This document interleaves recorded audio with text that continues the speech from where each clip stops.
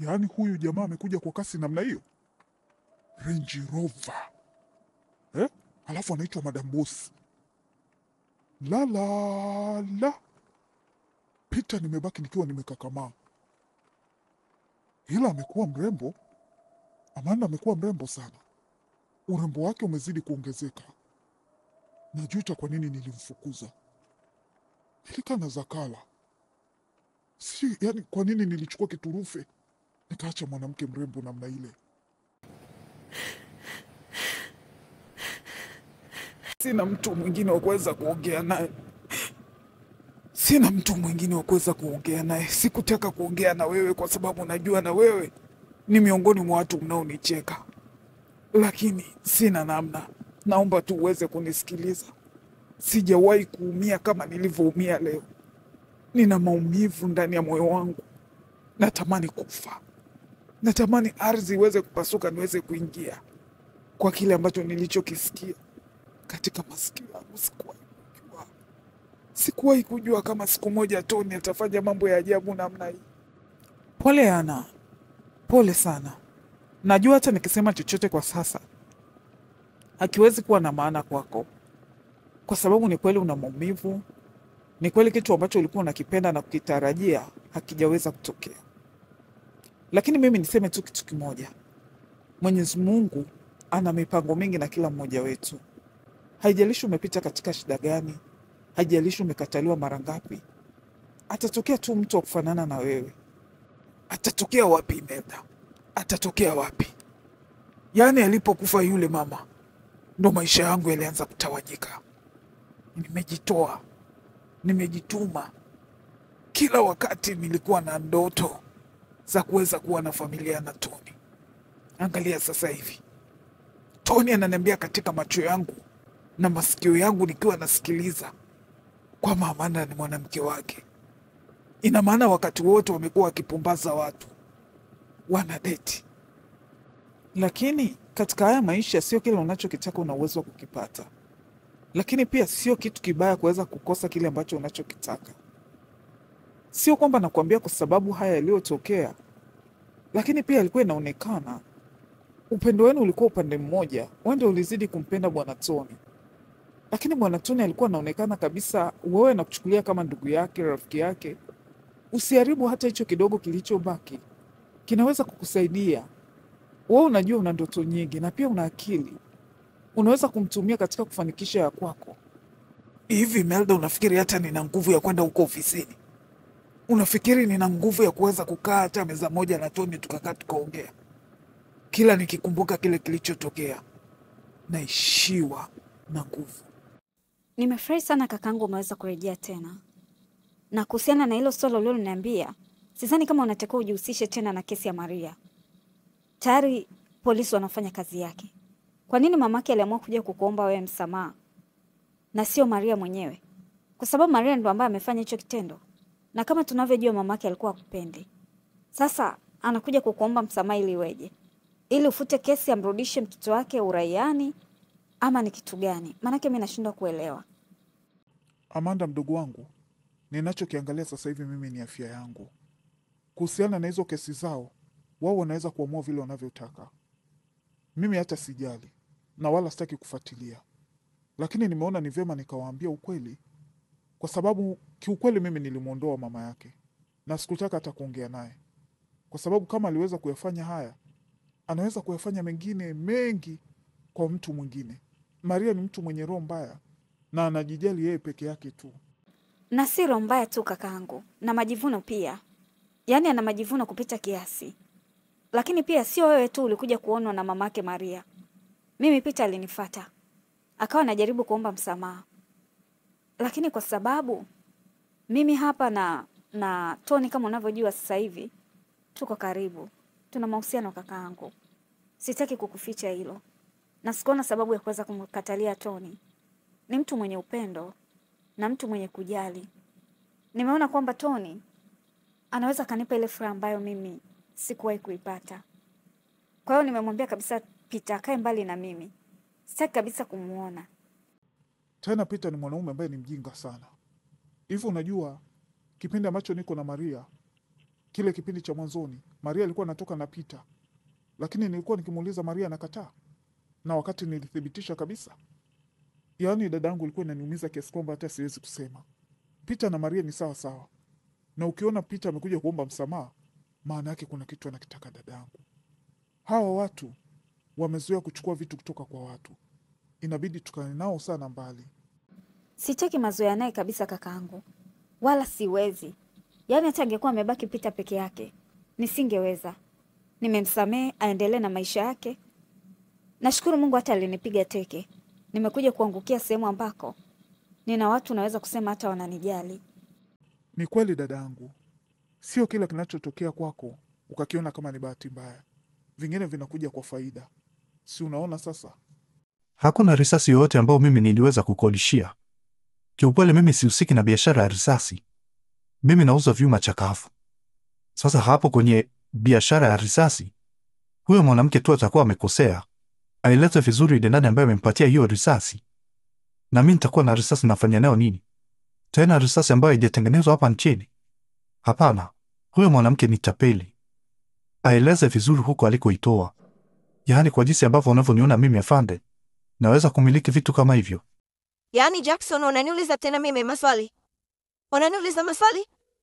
Nimekuita hapa kwa sababu ya zile tuma ambazo umepatiwa. Badala kujibu tuma ambazo umepatiwa unaniuliza maswali. Uyajua unacheza na nani? Risasi ziko wapi? Mna bunduki ngapi mpaka sasa hivi? Mna risasi ngapi? Nataka kujua. Kwa sababu nyinyi ndio kile kikundi cha wahalifu. Tumekuwa tunatafuta sana hiki kikundi kwa muda mrefu. Na hatimaye sasa tumempata. Kwa kweli mimi sijui ni kikundi gani ambacho unachokizungumzia bwana afande. Bibi afande. Sijui ni kikundi gani unachokizungumzia. Lakini mimi tu ni mfanyabiashara mdogo, hivyo nilivyosema kwamba nauza vyuma chakavu. Yawezekana labda yeye aliokota kwenye vyuma chakavu, labda ungemuuliza. Kweli ni mimi ambaye nimemkabidhi hiyo risasi. Kwa sababu mimi hata pale uliponikuta, kiukweli uwaga naendaga tu kuchukua magamba ya risasi ambazo zimeharibika, bunduki, machupa na nini. Nadhani umeamua wewe mwenyewe kutokusema kweli. Unaona namna unavyojikanyaga? Unaona namna unavyojikanyaga? Sasa kwa taarifa yako, nitakuweka huko gerezani, nitakupa adhabu mpaka pale utakapoamua kusema kweli. Mimi najua wewe ni mhusika mkuu na tayari picha yako nilikuwa nayo. Sasa utaotaja ule msururu wote mpaka mtakamatwa wote, la sivyo utafia gerezani. You better watch yourself or I'll make you regret it. Unapiga nini kelele? Unamsumbua nani? Hapa ni nyumbani kwako? Au unafikiri unakija kazi wako hapa unaweza kumpigia kelele vile unavyotaka? Alafu baridi gani unayozungumzia? Inabidi ukae huko kama unavyokaa wenzako. Wewe sio special, ni mfungwa kama walivyofungwa wengine. Jinga wewe. Usitake leo ukalala nje kabisa, nikakuweka fimbo mpaka ukashika adabu. Natakaponiletea jeuri hapa, wewe msichana wewe. Afande samani, nilikuwa naomba hata kitu cha kujifunika. Kiukweli nasikia sana baridi. Na sio kwamba napiga kelele, nilikuwa naomba. Najua kabisa wewe sio mfanyakazi wangu, ni askari, lakini nina haki ya kuweza kuomba blanketi. Una haki ya kuomba blanketi kulitoa wapi? Unalitoa wapi? Yaani umepiga mtu risasi, unataka tena tukufanyie treatment za mtu ambaye yuko hotelini. Hapa ni hotelini, hapa ni gerezani binti. Lazima uweze kuishi kulingana na kile ambacho tunachokupatia. Mimi sio ndugu yako, wala sio kwenu, wala sijazaliwa nao. Ona nifahamu mimi. Hebu rudi kalale kule. Sianza kukaa hapo unaanza kusema nini? Leteni blanketi, nasikia baridi. Nani akulete blanketi? Kiukweli mimi nipo. Na sihitaji hata msamaha wako kwa sababu tayari nilishakusamehe. Kwa yale yote uliotupitisha, hapana. Sihitaji kuweza kurudi hapa. Na mimi niko na mdogo wangu. Tumeamua kuanzisha maisha yetu. Tunajua Mama Adija ulikuwa utupendi. Na kama ungetupenda, ungetufanya tukawa watoto wako pindi baba yetu alipofariki. Lakini wewe ndio ulikuwa wa kwanza kabisa kuweza kutuharibia maisha. kututoa shule, kutufanya tukahangaika. Sasa hivi kwa sababu umesikia mimi nina vijipesa, unavitaka vile vipesa, Mama Hadija. Naongea kama mama Zakala. Najua niliwafanyia vibaya na nikawafukuza nyumbani, lakini alikuwa kosa langu. Ulienda kubeba ujauzito wa kijana ambaye aliukataa. Ulitaka niendelee kukukaa na wewe hapa, halafu iweje? Nilikuwa najaribu kukuonyesha kwamba wewe ni mtu mzima, unaweza kumfuata huyo mwanaume akakuoa, na sio kukaa na kulea mtoto peke yako. Sikujua kama nilikuwa nakupitisha katika shida, mwanangu. Yaani mimi kubeba ujauzito ndio kulikuwa unifanya mimi unifukuze nyumbani? Nilivyobeba ujauzito, kwa nini ukuniangalia kwamba nilikuwa sina mahali pengine pa kwenda? Mama Hadija, unafikiri nitawahi kukusahau mpaka nikaenda kutoa ujauzito wenyewe? Wewe umemtoa Hadija mimba ngapi? Au kwa sababu sisi hatutaki kuzungumza? Yaani wewe bwana ni mnafiki, sijapata kuona. Mama Hadija, ulinipitisha katika njia ambayo sikutaka kabisa kupita, na ndio maana nilikuwa na uchungu mkubwa sana. Nilipopata nafasi ya kwenda nje, sikufikiria mara mbili. Najua mwanangu, kitendo nilichokifanya sio kizuri, lakini ndio maana leo niko hapa kutubu. Nimeshakuwa mtu mzima sasa, naomba muweze kunisamehe, na kama kuna chochote cha baba yenu ambacho alisema kwamba muweze kuachiwa, mimi nitawakabidhi. Lakini mnakumbuka baba yako akiwa anasema kwamba niwape kitabu cha dini muweze kusoma, na hakuacha kitu kingine chochote. Yaani hicho ndo kitu ulichokuwa unajaribu kuweza kuniita hapa nyumbani kila wakati? Ama kweli Mama Hadija, wewe umechanganyikiwa. Mimi nije nichukue kitabu cha dini? Mbona mimi ninacho hicho kitabu cha dini? Sio lazima niweze kuchukua eti kitabu babangu alichokiacha. Kama angekuwa anaona kwamba sisi ni wa muhimu kwake, angetuachia nyumba tukaweza kukaa. Lakini mlitunyang'anya kila kitu ambacho tulikuwa nacho. Sasa hivi unanipa kitabu cha dini? Mama Hadija, nimekuja kukuambia chana na maisha yetu. Tumeamua kuishi peke yetu. Sisi sio watoto wako. Tufute kabisa katika akili yako na daftari lako. Aise bro, huyo mwanamke usipoangalia vizuri, kwa kweli atakako kupeleka sijui. Inabidi uwe makini sana na maamuzi unayoyafanya. Sasa ukamsamehe.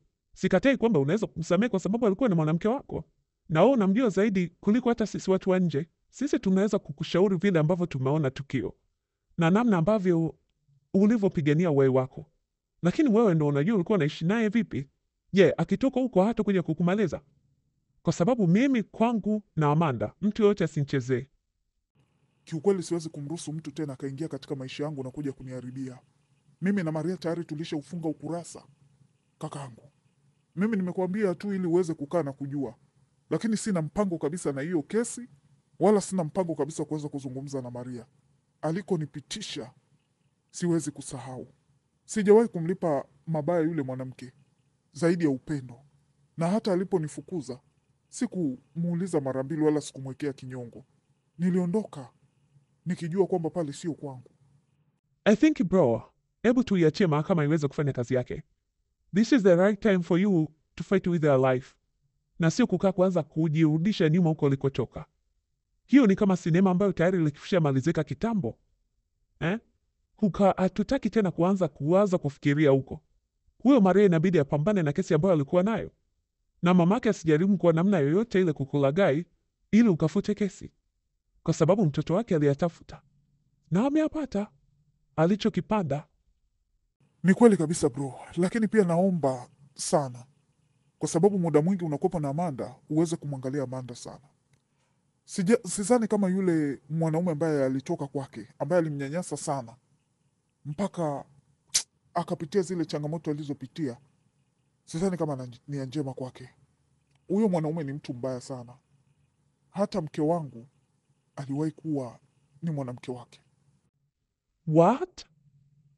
Yaani, mwanaume wa Amanda aliyepita alikuwa anatembea na mke wako, na wewe ukaruhusu Amanda aende akatembea na mtu ambaye ametembea na mke wako?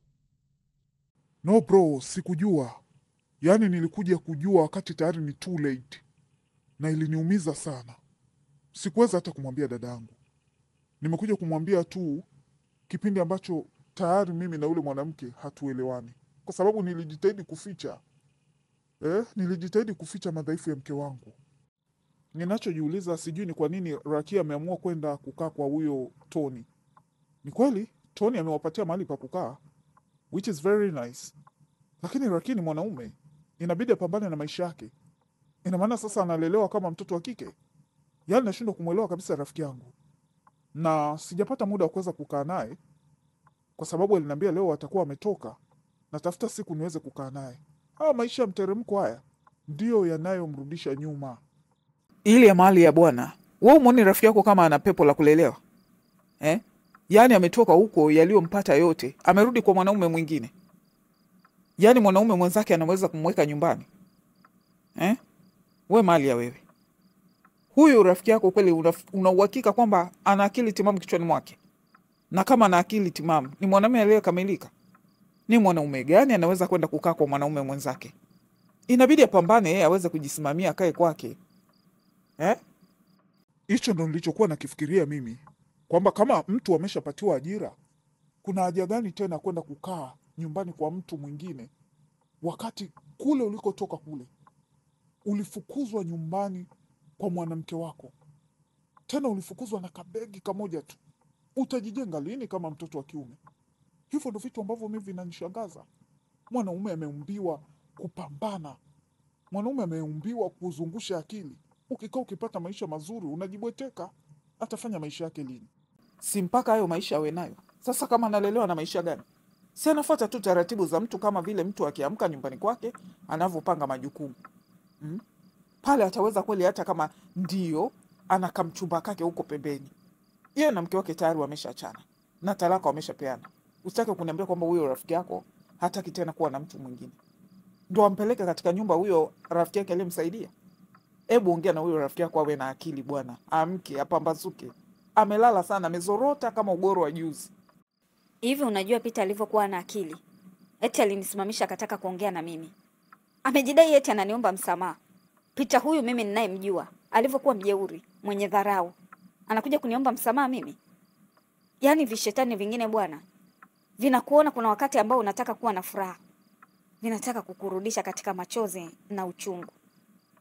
Siwezi kuliruhusu hilo. Yaani watu wanaopigana na mimi ni wengi isivyo kawaida. Huku Peter, huku Maria, huku si nitachoka. Kwani kaka Peter si alikuwa na mpenzi wake Zakala? Kwani Madam Zakala ameenda wapi? Anashindwa kumweka ndani mume wake mpaka anatoka nje kiasi hiko? Si alikuwa anatuambia yule ni mume wake? Na kila ilikuwa ikifanyika kitu, mume wangu hataki kula hivi, mume wangu anafanya hivi, mume wangu. Huyo mume sasa hivi amemshinda. Nilijua tu hawezi kufika mbali. Yule mwanamke anaonekana ni mwanamke mjanja. Yeye na Peter ongeza kufikishana wapi? Ila wewe unachotakiwa tu ni kukaa naye mbali. Hata sitaki kujua mambo yao. Sitaki kujua mambo yao kabisa, kwa sababu yataniumiza kichwa. Tayari nilishaamua kuachana nao maisha yangu yaliyopita. Tayari nilishaamua kusamehe vile ambavyo nilivyopitia kwao. Sina haja ya kuweza kuwafuatilia. Ninachotaka sasa hivi ni mimi kuweza kuangalia maisha yangu tu, labda na maisha ya kakaangu. Tuweze kujisimamia sisi wenyewe. Hata kesho na kesho kutwa kikitokea chochote, tuwe na kitu ambacho tunaweza kusema hiki ni cha kwetu na tuna uhakika nacho. Ni vizuri kutokujua mambo yao, lakini pia ni vizuri kuangalia mbele na kujisamehe. Amanda, una uhakika uko tayari kuweza kuanza hii safari na Bwana Tony? Una uhakika tayari umeshamtoa Peter katika akili yako? Na una uhakika tayari umeshapona kabla hujaingia huko unakotaka kuingia? Mimi najua, kwa sababu sinione mdogo, lakini nilipitia changamoto nyingi. Ndio maana unaniona hivi unavyoniona. Usiwe na wasiwasi na mimi. Mimi nimeshapona. Wala huna haja ya kunielezea Imelda. Hatuna haja ya kukaa chini na kuanza kupata uchungu. Mimi nimeshajisamehe, nimemsamehe kila mmoja aliyenikosea. Na kwa kweli niko tayari kuweza kuanza safari yangu ya maisha mpya.